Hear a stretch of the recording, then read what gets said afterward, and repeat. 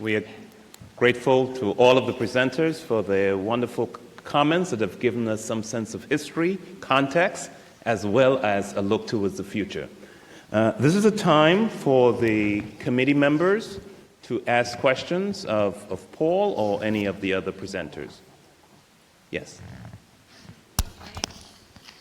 My name is Angie Mian, and my question is, how will this report be different from the first report on the future of nursing? Thank you so much for that question. I hope that's working. So how will it be different? The way I think about this is that in many ways, as you heard Sue and Susan talk, the last report, in many ways you could say, was primarily facing toward the profession itself. And I think what we're asking you to do is turn this around and say, let's look outward as a profession based on what we have been able to gain these past 10 years, the practices that we have started to develop with the campaign, and what can nursing do for society to address the crisis that we're in. So it's really kind of shifting the focus toward building this culture of health, addressing these tremendous issues that we have, and building on the capacities that we've been able to really make so much progress on in the past decade. Another question from the committee? Hi, I'm Allison Squires, a distinguished nurse scholar in residence assigned to the project, and I was curious about what does RWJF really want to get out of this study overall beyond moving the population health needle as well as what will happen after it's published, if you can even say that. Sure. Well, I think as with the last report, what we're looking at is that this is not simply a report for the Robert Wood Johnson Foundation. This really is a report for our nation, for the field very broadly in terms of health and healthcare, as well as for the profession as a whole. So we are looking for those kinds of results that go from that very broad vision to specific recommendations that address, health and healthcare, building a culture of health, mobilizing nurses. Now, I don't say that because I'm trying to get the Robert Wood Johnson Foundation off the hook. I say that because it's really important to provide that larger context. We are absolutely committed as a foundation to continue to make the kinds of investments that you've heard about in the past decade.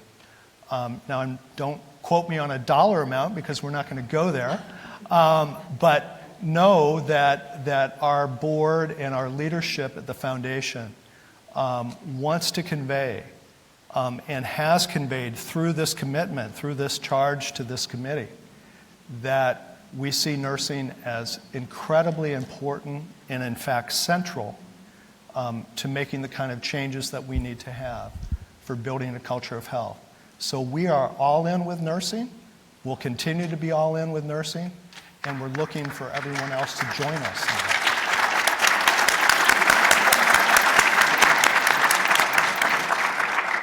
Another question?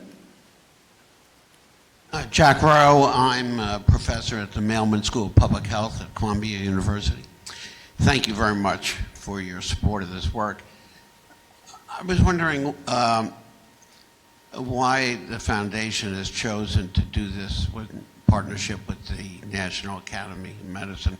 Surely you have the capacity to launch a commission and to convene experts and to even develop follow-up activities, given the size and the scale of the foundation. So what is it that you are particularly seeking from the Academy, and what do you see are the advantages of the partnership? Well, thank you. I think the mission of the Academy is really a national mission that goes back, as I understand it, to being established by President Lincoln, I believe, and really kind of goes to the core of what we're trying to do.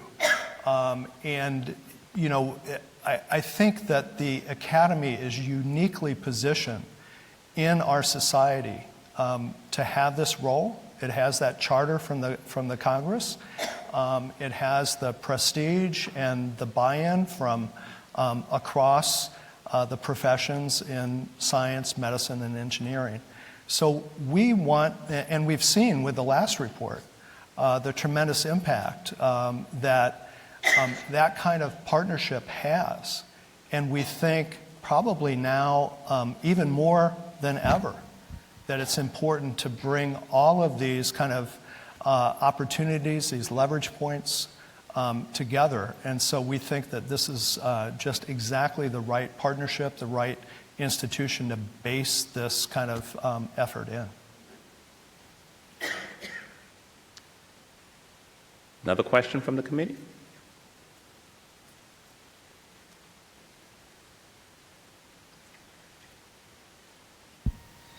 Hi, I'm Winston Wong, a member of the committee.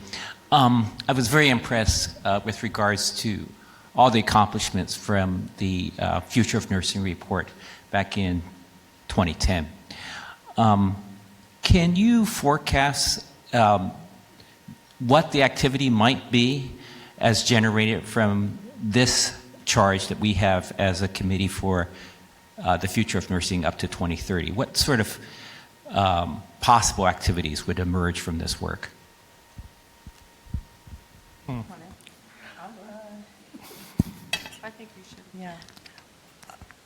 I'm going to let Susan and Paul.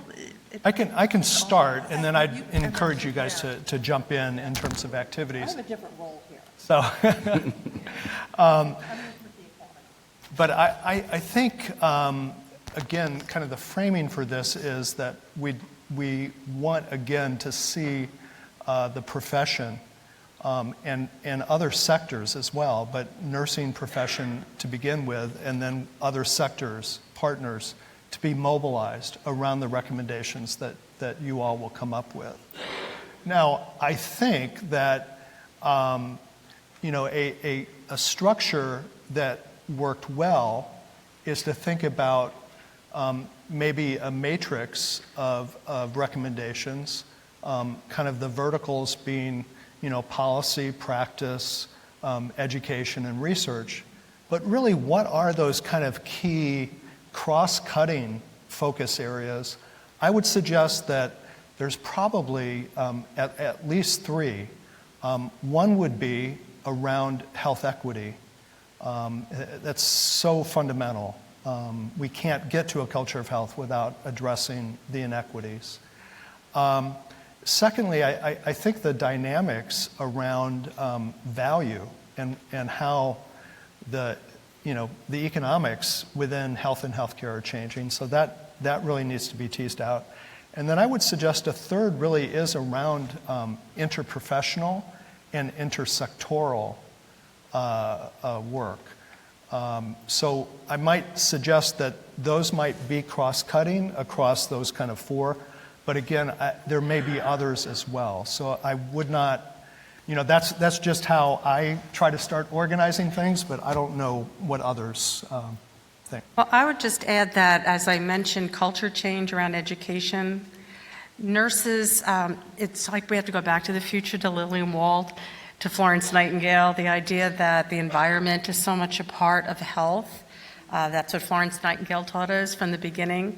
But nurses in general have moved so much in the acute care model that the country has moved in, that I see this as really a real potential lever to help nurses return to those roots, not leaving healthcare or hospitals, but to bring that back into the way they interact with individuals and their families, to think about what happens when they go home, and to incorporate more of the teaching role into what they do wherever they are. So it, to me, is about what we like to do in the campaign is get out into the field, to meet nurses wherever they are, to talk with them, and to help bring forward that spirit that nurses have, that they can see it. It seems a little distant to many nurses now. So how does this play out in my life, and what can I do concretely? I think that would be very helpful. I'm going to add something that shouldn't be forgotten. We've all sort of alluded to it. Paul has talked about it.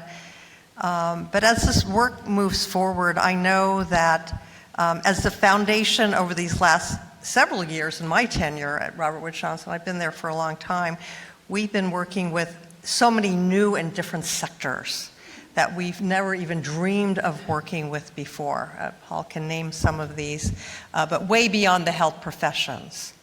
And so I know what's important is to not only call nurses to action with this next report, but really alert all the other sectors that we're working with in housing and transportation and food insecurity and social isolation. We're working with all of those people. The foundation is working with all of those people now at the foundation. So not only to call nurses to action, but to turn to all of the other sectors to point out the value that nurses might bring in their organizations as well. Health is a shared value. Health is a shared value. Another question? Yes. I'm Marshall Chin, General Insurance at the University of Chicago. So you mentioned that two of the pillars are addressing social deterrence of health and advancing health equity. And those terms can mean different things to different people. So I'm wondering if you could define social deterrence of health and what it means to a person's work with a health equity lens. So that was a softball question, but I'll give it a try. I would say that I would imagine this is something that the committee is going to want to discuss a lot, and I think we're going to benefit from hearing your deliberations. I think this is, as I talk to folks around the country, I think this is top of mind for many people in healthcare. And I think that we're at a place where, like often happens, terms start changing a little bit and losing their sharp focus and their clear meaning. So if we think back to when social determinants of health was developed as a phrase, as a set of concept, it had a very clear set of meanings. I think it's started to evolve where oftentimes now in acute care settings, people are using the term to mean screening for social needs. And I think that if you stop and think about the way an acute setting is oriented, it makes sense. I mean, they're oriented to addressing acute needs. What I've found is helpful as I've engaged in dialogue with people is that we talk about what's necessary and what's sufficient. So it's absolutely necessary to screen people individually for their social needs. If somebody's homeless, if somebody's hungry, and they're diabetic, you're not going to move on that diabetic treatment without addressing homelessness and hunger. And that was certainly our experience with HIV/AIDS, 30 years ago. At the same time, though, if we don't address those social conditions, the common conditions, and in the case of AIDS, we're really talking about what were the issues around stigma, discrimination, things that were driving people into being afraid, being harassed, et cetera, et cetera. So what we have to do, and what I think about social determinants as a way of framing it, is that it's both and. So it's addressing social needs and addressing social conditions. And I think as health professionals, we have unique opportunities as well as responsibilities to be in both worlds. So we have the opportunity in our practices to really engage with individuals and families, we also have that responsibility, I think, as part of our social calling, our social mission, to lift the experience up and understand what's going on in terms of society that is driving some of these needs. Final comment would be that when we think about health equity, that we have to look at the role of structures and systems. And so again, if we look at particularly racial inequities, and we must, we absolutely must, we absolutely, again, to kind of draw this back and forth, we have to deal with provider attitudes, with perceptions, et cetera, and that's not enough. We also have to look at moving our institutions to changing conditions, changing structures, and having those kind of impacts. So to me, it's both and we can't emphasize just one or the other. I hope that's helpful. We have time for one final question from the committee, if there is one.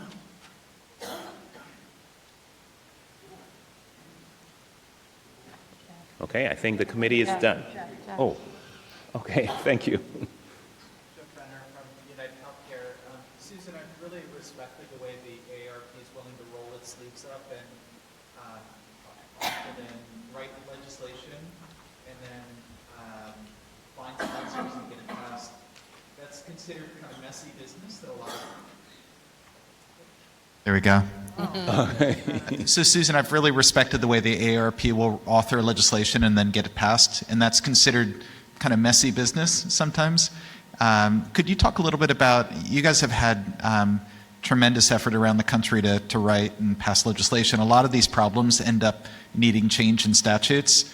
The role that these kind of reports played in your ability to do that in the last round, and some looking ahead, the role the report could play in your legislative efforts going forward?